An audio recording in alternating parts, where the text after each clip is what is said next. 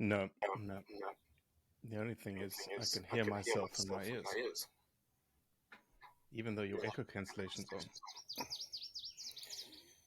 You want me to try to add headphones? Bluetooth headphones is all I got. Yeah, that'll work. Oh, I can't hear myself anymore. We're good. Okay. And if I can, then Alaska just fixes it. All right. There you go. But your beard is looking super luscious. Yeah, in it's getting there. comparison. You haven't Some quite of got it, the white patches right here like I have. I've got them a little bit. Mm-hmm. Wisdom spurs. Some of it's just lack of maintenance and haircuts and getting a little shaggy. Probably ought to go to town once in a while. But you're getting chickens? Oh, we have chickens. And You have chickens? yeah, they're in a plywood box in the living room. Oh, you got baby chickens. Well, we got 4-week-old chickens, which the difference between a 4-day-old and a 4-week-old chicken is a pretty amazing thing, actually. I built a box for the 10 that I originally bought, and then it turns out that you don't. I've had to try and get the people at the local feed store to not allow my wife in anymore because we're up to 16 chickens now, and the box is a little small. So they're living in a box in the living room. Right, yeah, I And need they're them to get. waiting on you to build them a home outside? Or maybe let me Well, recouch it. Avery is waiting for you to build them a home outside? well, we're waiting for the. Yes, and they're not quite big enough to go outside yet. So I'm not. Uh, I'm not you're not under behind that schedule. much pressure. Well, we're getting close. We're getting close. We're getting close. I would say the hen house is done, and then I need to get the run built. And I think we're gonna make it as long as I don't have any more surprises in my life. Why don't you become like Farmer Joe and like let them out during the day and let them roam around the house, and then at night you can just like call them in and bring them back to their home? Yeah, I don't think we live amongst a lot of things that will eat chickens. A lot. I mean, you start at the top with bears and mountain lions and bobcats and foxes, and then we have a ton of falcons and hawks and even golden eagles around quite a bit. I don't think that will work here. I'm uh, not completely positive, but I don't believe that will work here. You could become a chicken shepherd. Yeah, I could, but I don't want to. I just want to have eggs. That's it. So these are egg layers, not meat chickens. Yeah, no, they're egg layers, all of them across the board. Yeah, that's our goal is to just No have some eggs. surprise roosters in there? Not well, not of the one, not that we know of yet. We still have because my wife, 3 weeks into the chicken operation, came home with two more chickens who are now 3 inches tall compared to the Ooh. 10-inch tall other ones they're in the box with. I got orders today that she thinks the babies need their own box, so we're gonna Oh, build them. okay. We're gonna have two chicken boxes in the Mm-hmm. house because the babies are getting a little bit bullied, according to Mama. Is this a drive into town, go shopping, and I'm just going to stop by the tractor supply store and see what chickens are available kind of scenario? Is that what's happening? Twice it's been I went fishing and came home and there was more chickens. Oh, you went fishing or she went fishing? I went fishing. She obviously went to town. Um, and then boom, more chickens. Interesting. Yeah, no, I'm not. I don't want to be like I'm blaming it on her. I wanted to get some chickens and have No, some this is eggs. totally we love you, Avery, you know. Yeah, no, it's just she keeps getting more. And I didn't build the hen house. I don't think I built a hen house big enough for the ones we currently got, let alone if she buys any more. So Well, since you're accumulating animals, do you want my dog? Since 5 minutes before we got on here, he dug up the drain pipe. He's dug up another drain pipe before that I absolutely lost my shit on. But this one is of the retaining wall, gravel, fire pit, whatnot that's connected to the house, and I came out and it is in 10 different pieces. And I well, just want no, to absolute kill him. So Colorado, he's a great dog. I don't. Like I don't want any more animals, and I sure as shit don't want another dog. I have. I have the greatest. I've had a lot of dogs in my life. I ran a guide service in Kansas with upland birds. I mean, I probably owned 40 or 50 dogs in my life. And I have the smartest dog that I've ever had in my life, And and the dumbest. and the other one is the dumbest dog that I've ever had in my life at the same time. I have one dog that just stares at the other one going, "Why are you doing that? You're going to get us both in trouble." But no, I don't want another dog, and I don't want any more chickens. I'm sitting right where I want to be. Well, since we last talked, we have another dog in the house. Oh yeah, Hmm. got a And new Ro one. was cowering under the couch after me yelling at him. And we have a little wiener dog, Oh, little Duxie, about this size, 15 right. pound mini. And I'll tell you what, I was against having a tiny, rat kind of dog. And it is the best dog in the world. Yeah, Super spunky, super just like wants to get into everything. Just, really, really good. Love it. I've, I've never had a small dog ever. I mean, I've had like some female labs that were 60 pounders. Might be the smallest dog I've ever had. But I'll tell you what made me contemplate a small dog was Africa, was hunting in Africa. Hmm. Uh, and The I Jack looked, Russells.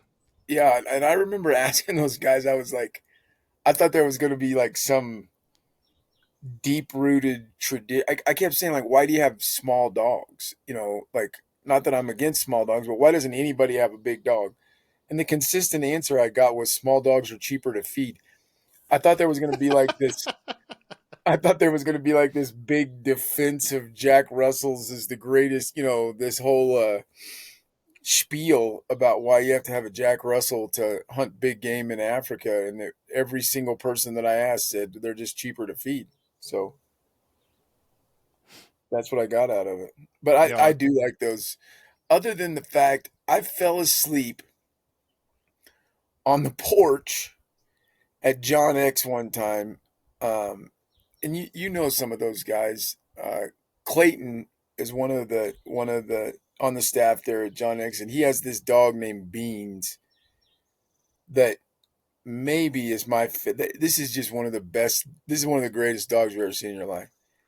And it was sitting on my lap, and we both fell asleep. And I'm not 100% positive that Beans sitting on my lap isn't how I got African tick bite fever. Oh, really? Yeah, so I'm a little bit mad at Beans. I'm not positive, but everyone told me you probably shouldn't have that dog just sit on your lap. But we fell asleep for like 2 hours one day, Mm-hmm. Mm-hmm. and I'm pretty convinced that that's the only way. Because I ended up with 3 tick bites, Oh, man. and I don't know how else I would have. I don't know, whatever. So I'm a Well, little little mad at Lucy is an amazing, amazing dog, man. I am converted. She's a cuddle dog. She'll snuggle up with you. And this, my big dog the right dog's now, name is Dimble. Lucy. Lucy. I just added a Lucy to my family as well. I heard. Congratulations. We should start. This roundup's going to be called Farewell, Sad Farewell, Grandpapa Cody House. What Yes. is your official term? Do we know yet what the official term's going to be? No, and everybody got wound up about that, and I'm probably wrong. I'm not defending my stance on it, but I just kind of said, I think between mom and her mom and her dad and whatever, she can call me whatever she wants to call. I'm telling you, I spent the first 6 days of her life with her, and yeah, my granddaughter, she call me literally anything she wants to. It doesn't matter to me at all. Papa, all of my kids just called their grandparents Papa and then their first name. Okay. And but I don't. You could be if you wanted to be badass, you could be a Russian one, Dedushka. That's what we Yeah, used to call ours, Dedushka. yeah, we went through some. We went through that is kind of a badass name. We went through some foreign names and grandma. There's been a lot of discussion about that over the last 9 months. I don't have. I didn't say anything. I think it'll just work itself out. It'll probably end up being something stupid, and I'll drastically regret not setting anything. But as of right now, we're not doing it. Yep, you'll wait until they're big enough to talk, and they'll say their Dee or Dada or Papa or Pops or Exactly. Whatever she decides is going to work perfectly for me. She's got me pretty. hey, we may need to get you inside. That wind is picking up a little bit. She's got me pretty wrapped around her finger. I'll do pretty much whatever she wants. Oh, I'm sure. I'm sure. Obviously, I'm nowhere near for hopefully a long time being a grandpapa, grandfather kind of scenario. So, Yeah, it's pretty special. It's kind of to me. I described it to a friend of mine as like. did it feel different than like your child? Well, I told him it was this. It was this. You remember when I talked about the dumbest dog that I Yeah. have in the world? This is it right here. Um, I said it was all the joys of becoming a parent, but none of the stresses. Like it's not my job to actually take care of this thing and raise it. I just get to play with her, and then when she cries, make mom and dad figure it out. You know, Yeah. it's all the joys of becoming a parent, but none of the stresses. Hell yeah. I like it. I like it.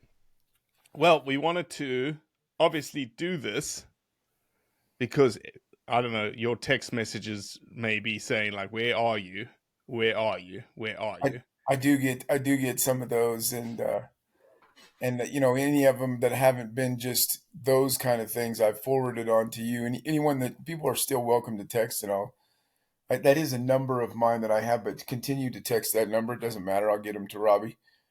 And then I go back and forth with Gittleson still quite a bit about the wolf issues of being a rancher in northern Colorado right now. But yeah, I just you know I still love Blood Origin, support everything about the mission and the cause. Just had some other things in my life that were Yeah. taking time and things I wanted to put a little more time into, and 100%. super Yeah, and look, important things like chickens. you are the reason that I shifted my and I had to shift my thought processes. And I needed someone to help me shift my thought processes. And that's what you did. You came in, you're like, Robbie, you have no fucking business acumen at all. Well, I don't know.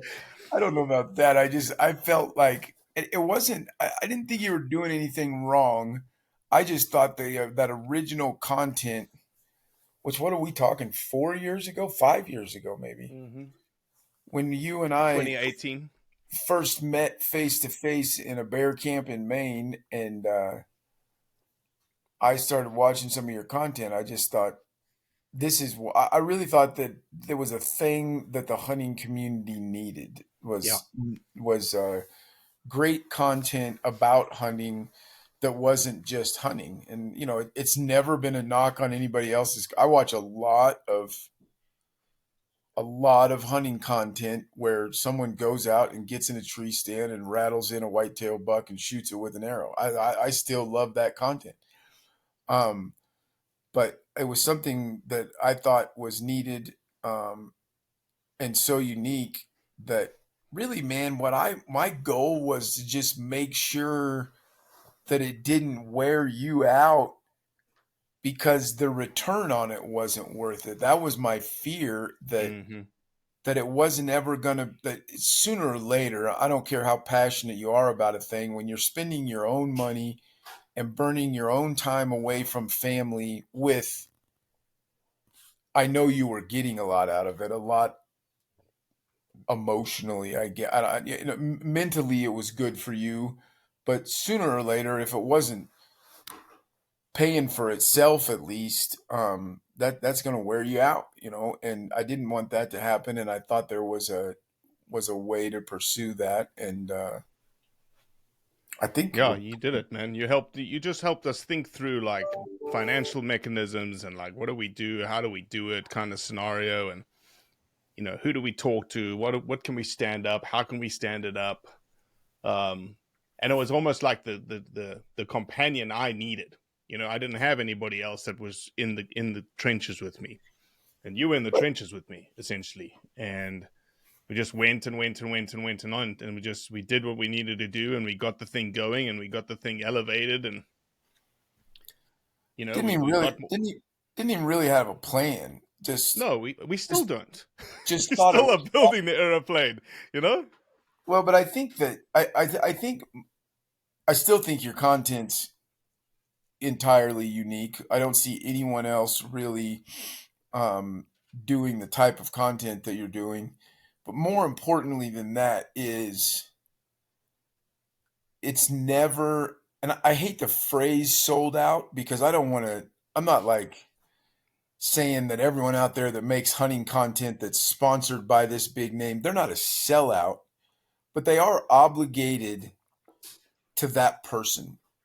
Yeah, And it's a good obligation. There's nothing wrong with it, but that affects the content. Where if you had been in all of your interviews that you've done, if you would have showed up with a box of XYZ camo and made the person that the camera was on put that camo on, that changes the message slightly. It just correct. does. And it takes away from the genuineness and the integrity of the type of message that you're sending out. And that was the challenge. Hmm. I mean, even to the point of Blood Origins would have more money in the bank if we'd taken some of those checks over the last 3-4 years, Yeah, yeah. and again, I've never thought of it as a knock on people that are doing other things. I just really thought that the hunting community needed that type of a message that wasn't being dictated by money. And the way to do that was to have it be for everyone. Give everyone a chance to give a little bit of money instead of picking one person to give a whole bunch of money is the way to fund it that way. And I think Mm. it worked. Yeah, I think this week past actually sort of is a testament to that model, and that Bergara stepped up and came on as our only heritage tier conservation club member. So it's the highest tier, which means they give the most money. Okay. In a statement that I put out, I said, "Thank you, Bergara. Amazing. But here's what's more amazing is that there's no strings attached to the money you're giving us. You don't have to shoot our gun. You don't have to talk about blood or Bergara 4 times a week or whatnot. There's none of those strings are attached, which is like people think, wow, that's very, very different, which it is. And the other thing I did, two more things. One was I said to people, I said, I don't want you to go buy Bergara. I just want you to say thank you to them. Right. Just be grateful. And the amount of messages that Bergara has received in the last week is amazing, Right. unbelievable. Well, and that Yeah, that boils down to a testament to you and to your content. That Bergara is willing to cut the check without the strings because that's correct, how important the content and the messaging and the correct. communication that you provide is. So it's a testament to your content. It's also a huge testament to Bergara, that they realize, not even for the sake of their bottom dollar, but for the sake of this thing that we're all in love with and love about our world, needs that type of messaging. So it's a testament. It's also a testament to the same companies that are in the bottom tier Well, of the that's what I was about to say. conservation One of world. the first people to like the reel about me congratulating, thanking, being grateful for Bergara was Christensen Arms, Right, right. A who's two company who's tiers under Bergara, who give us money. right. And a direct competitor. Those are two companies that are their marketing people are actually battling for the same types of shooters. Right. And no, yeah, it's always. I'll never forget when we did that Wyoming Hunters for the Hungry thing, and our sponsors were who Kuyu, were it was Kuyu, Eberlestock, Stone Eberlestock, Glacier, and Stone everyone that's Glacier. in competition with each other. I mean, those are when it comes specifically in the world of I'm going in the mountains and I'm going to put a pack on my back. Those are the top three, Yeah. and that I just that was one of the coolest things ever because there's if we weren't doing good, if we were just creating hunting content and we asked coup you to sponsor it, and they did, then Eberlestock would not be involved. And I'm not picking on any of the Correct. three Correct. in that Correct. it wouldn't have happened. So it's a testament to the content, and again, a testament to those companies realizing the value of the content. Yeah, 100%. Well, you were a part of it, man, and it's exciting times now. We just put out our first hire on the street, and we've got some heavy hitters apply, and one specifically that I was like, holy shit, I don't know if we can afford her. Right. And I even texted her that when she applied. She texted me and said, "Do I need to come work for you?" Question mark. And I said, "I don't think I can afford you." And she says, "I think we can work something out." Well, there you go.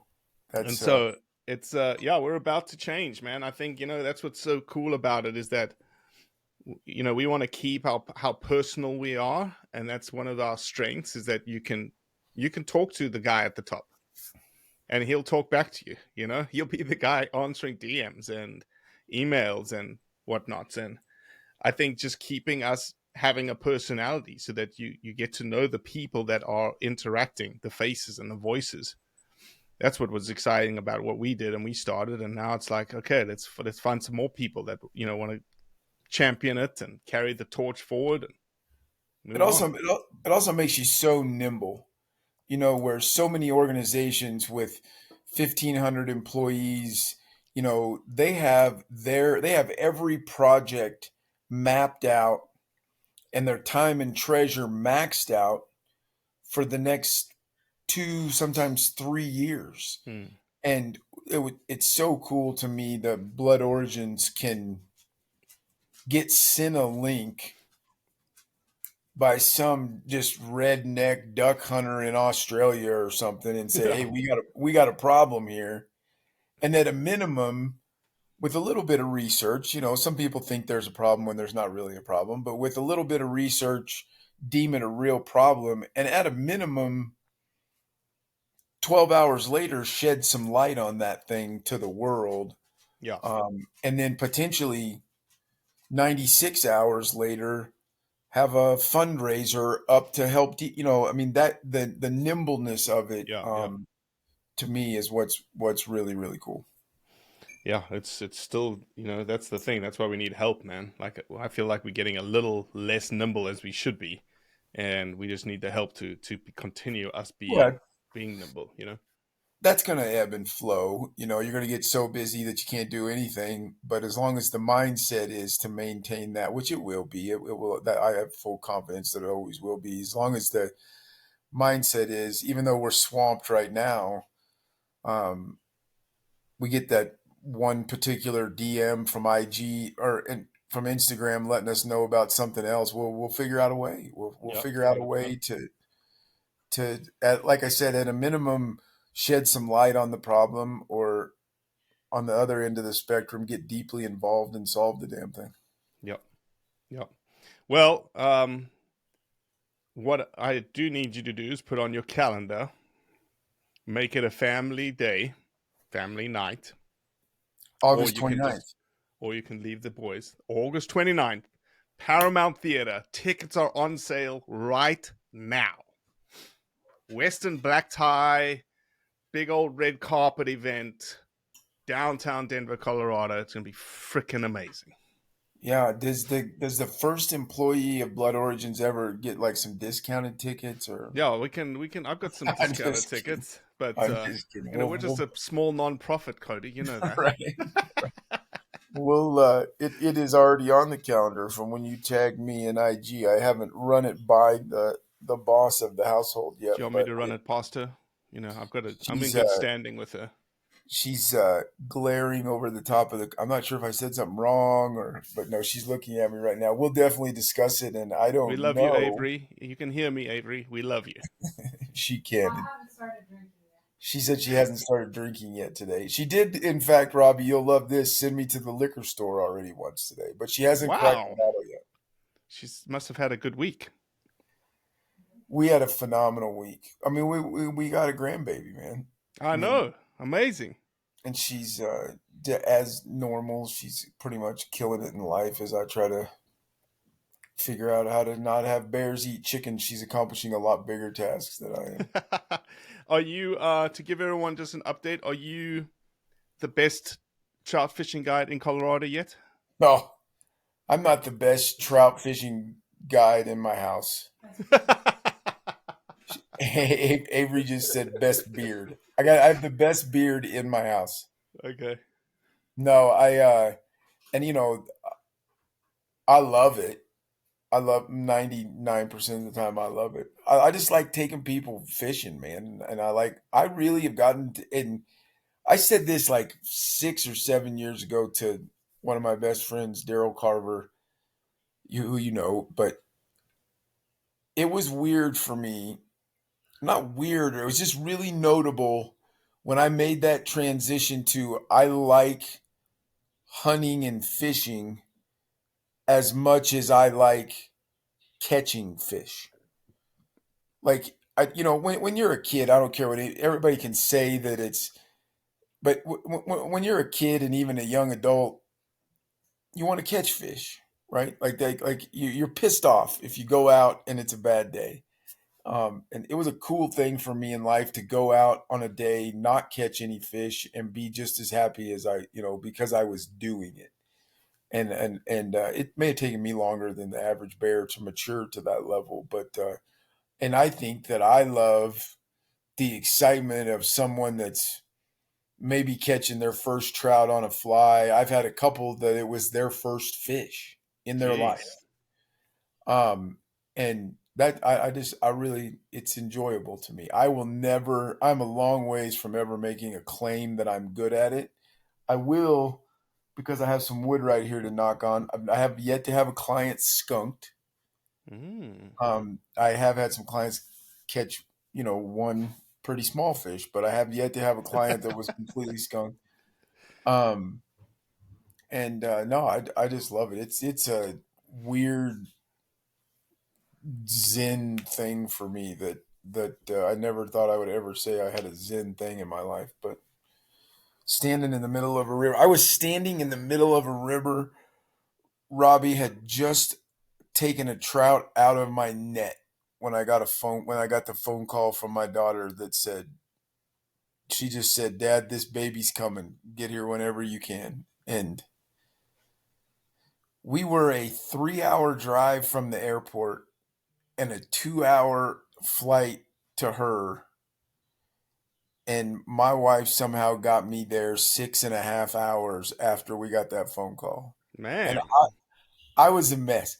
I think my wife, I'm sidetracking this whole podcast, but I think my wife would admit that I'm kind of like I've got the navigation, I'm kind of maybe the And you detail. became a blubbering non-navigator.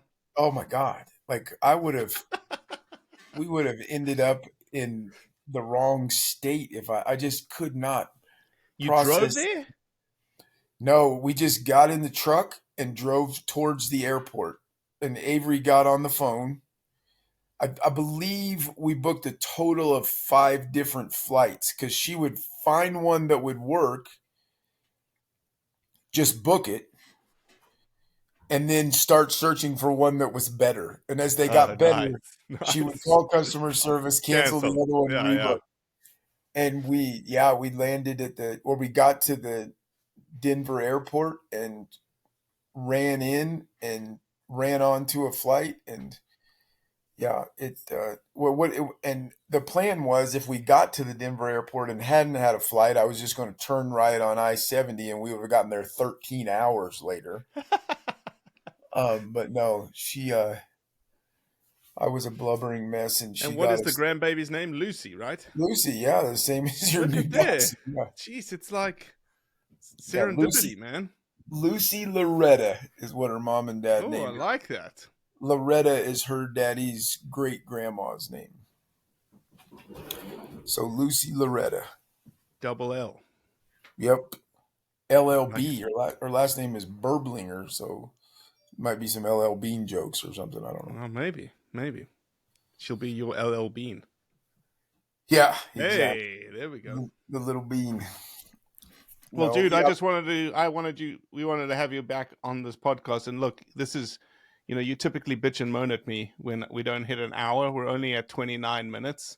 So you got a long time on this till we hit an hour. But I think we just, I wanted to have this podcast to sort of wrap things up and go, hey, Cody's still well. He's still alive. He's now a yeah, grandfather.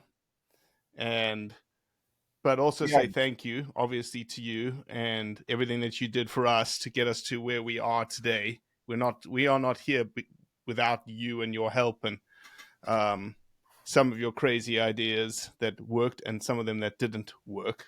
yep, Um, 100%. but Well, no, I appreciate you having me back on. I appreciate the opportunity over the last 5 years to be involved in what I think is the coolest coolest project in the hunting industry. Thanks, big time for the things that you're doing and being a part of this California cat or Colorado cat thing right now is so utterly ridiculous. But it's a big fight. I mean, yeah, and we're gonna win it. it's And gonna when we be win it, it's gonna be like, holy shit, what the hell just happened? right. And then it's gonna be okay. What do we do next? And the That's what I and the told Dan. That 29th is either going to be we're fighting for our lives, or or celebrating. we're celebrating and saying, okay, Right. now what's next? Yeah, but you can be fighting for your life and it not be over either. But no, yeah, that's a big one. And then Colorado Wolves is by no means a done thing, Jeez.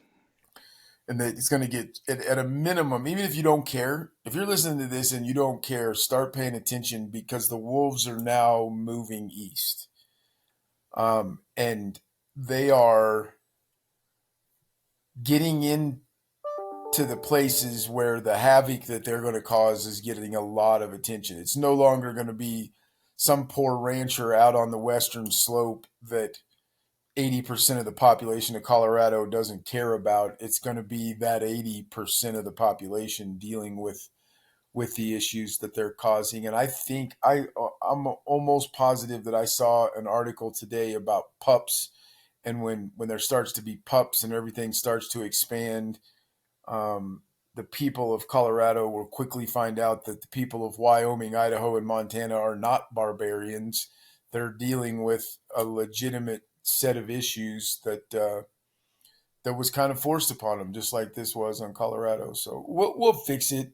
I've never been a doomsday guy.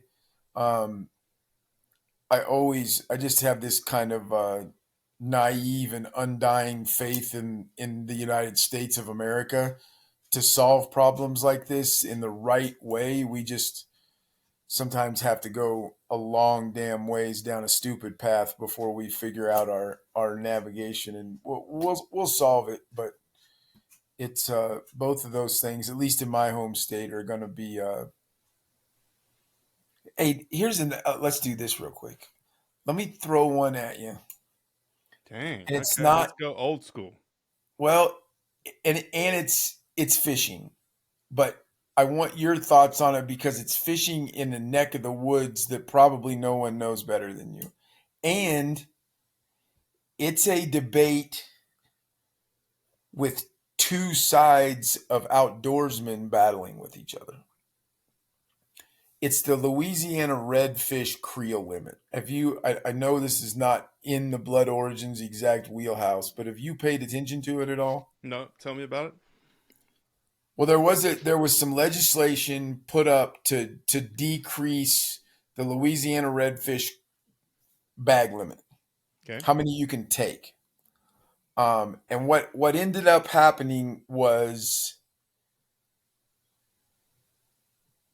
kind of, I don't want to just completely lump people into buckets, but it was almost this way that there was a group of fly fishermen, or a group of fishermen, excuse me, who the fly fishermen happened to fall into because, for the most part, not across the board, but for the most part, fly fishermen release their redfish when they catch them. Yep. I am now, and then there was another group that constituted some of the other guides who were adamantly against it, thinking it would crush their industry. And people, though, it was a very, very interesting thing. What did the science say? Was the science showing that the redfish population is going down, and 100%. we should change our bag limit so that it then increases in the future? Well, you said two things there, and I think one was a fact and one was, For the in my mind, opportunity for bag limits to go up in the future if the population responds. no one's arguing that the population of redfish in Louisiana, no one with any sense, no one really that was smart on either one of those sides was arguing that the population is doing anything but declining. Obviously, the rate of decline is the thing that I think you have to guess as far as fish in the ocean are concerned. You make an educated guess on. I don't. This. I don't know if this is the time or place to even do this on a No, go podcast. for it. Go for it. It's just a thing that I was really interested in, and I mean that's your. I mean, I don't know that there's very many people in the world that know more about the biology in that area. The place I go to catch redfish, I think, was like 40 miles from where you used to live and work in Yeah. the biology of the oceans down there. But and there was it got nasty between sportsmen, right? Like it wasn't animal rights activists versus sportsmen, it was sportsmen versus sportsmen. um Yeah, it's funny in that environment. It's very rarely, if I understand the fishing community, and we've actually, it's funny you talk about that. I've probably in the last 3 months had like half a dozen things around fishing thrown at me. right, But it's an interesting world because it's not an animal ethics, animal rights world. The only time it comes in is very, very small, is the whole sports fishery, marlin, you know, kind of scenario where right, a lot of them are tagging now. They're not bringing it into to bay anymore, back to the dock anymore. And so it comes down to very much, within the community, factions like you just discussed, and or people illegally doing things, which most part comes out of the same community. right, Um, yeah, so it's funny, man. It's just, again, I don't know much about the redfish scenario. I don't know much about breeding ecology or biology of redfish, and whether or not you've seen over the last 5 years a deteriorating condition of, we know, for instance, in Louisiana, the marsh situation is certainly trying to be rectified, but it's never is a losing battle essentially down there. So is habitat being stripped away? Is that why you're seeing redfish decline? I know, for instance, like going across to Texas, when Texas started talking about slot limit changes on sea trout, speckled sea trout, so you could only keep speckled sea trout over 15 inches. right, Same thing in Mississippi. They were talking about sea trout going to a 14-inch minimum. Okay. But then you go across the border to Louisiana, which is literally a boat ride away, and the speckled trout limit is 13 inches. right, And Texas did it a long time ago, and they moved it to 15 inches, and Texas is the place to catch big speckled trout now. right, And it was like, okay. And at the same time, they probably had the same arguments from the same people saying yes and no. But there was this idea like, let's just see what this is what it should come to at the end of the day. And lo and behold, it's come to fruition. And now you have big fish again in Texas. right. And it's the whole thing was just. Are you familiar with the Coastal Conservation Association? Oh, yeah. CCA. Yeah. Okay, well, What was CCA? Where was CCA's position? Nowhere. don't decrease the creel limits and Oh, keep allowing. Another big one was, and honestly, in the last month, I've lost track, so I don't know where it's at. But another big one was captain's limits, right? Like Louisiana allows, say you and I hire a guide to go fish redfish. oh, then we've got 3 limits on the boat. Right. We can catch the captain's limit as well every day. Yeah. And yeah, it was a CCA came out, and so obviously CCA is doing in their mind, they're fighting for the sportsman, right? I Sure, don't want sure. that's what they're doing, is fighting for the sportsman and the guides, to continue to be able to advertise and market a service that they provide. But yeah, I got very, very heated. I don't know if you're familiar with Hatch reels. Hatch is my favorite type of Yeah, fly it's a fly fishing reel. fishing reel. Yeah, yeah, yeah. Yeah, well, they had a reel that was Coastal Conservation Association was printed on it, and Coastal Conservation Association got X number of dollars. And the CEO of Hatch Pulled the put reel. one put one in a vise and took an angle grinder to it to grind the logo off of it and posted it on Instagram. I mean, it got nasty, in the Wow. sense, basically saying, you put the word conservation in your. That's another thing that I think multiple times Blood Origins has done, is say, hey, look, you know, it, just for example, duck populations are down here. It's Mm, it let, let's do drop the bag limit by 2 ducks. Keep duck mm, hunting, mm. but and I don't know. It was a thing that when I was and I signed some. I got to be very good friends with a couple of guides, red fish and fly guides down there, and they asked for help. Getting some petitions signed and doing some kind of howl.org. It Yeah, wasn't yeah, yeah. howl.org, but that kind of where I can still sit in my easy chair but consider myself an activist. Um, but it was just an interesting thing that made me think that I wanted to call you and talk to you about it because it was your neck of the woods. But it's just a lot of fights going on, man. Yep. A lot of, and all in all, I have this weird, just blind faith in the United States. I think it's good. I think it's good that these discussions and debates and I've always been a guy that said I love wolves. I don't know why you would stuff them back into places that they were already migrating to, but having the conversations is what's important.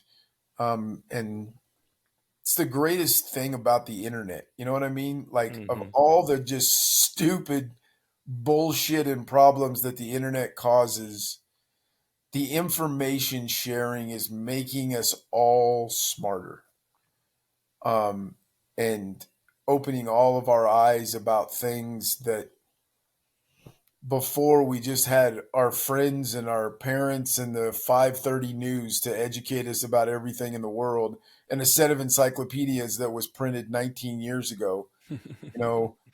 You and I both lived through that era where there was no. Encyclopedia Britannica, baby. Yeah, exactly. And now you can get real live up to date information about any topic that you have an interest or a passion about, and it's a great thing about the internet. um, Obviously you're still going to have people that just find things that support their deluded philosophies on things, but anyway, that was a topic that I'd meant to actually call you about, and thought, why not just spring it on you unannounced on a podcast. Well, you are certainly trying to get to that hour mark still, so I would Oh, not. yeah, yeah, no, I wasn't. I know, not at all. I just wanted to throw that at you, and I appreciate you having me on, and I'll Well, we do it again. appreciate you, man. Anytime you want to come on, you know that this is always open to you, and my phone's always open. And holler at us and let us know if there's anything that we can do for you. And we'll see you August the 29th, Denver, Colorado. Make me drive to Denver. That traffic was. You'll be okay. You'll be I have okay. I promise. to have just a small sip of whiskey before I go. Not enough to be illegal. I wouldn't condone that, Mm-hmm, but mm-hmm, that mm-hmm. traffic is ridiculous. You'll We'll be we'll fine. uh, we'll see you there in our finest black tie western. I love it. I love it. Thanks, bud. All right, thank you.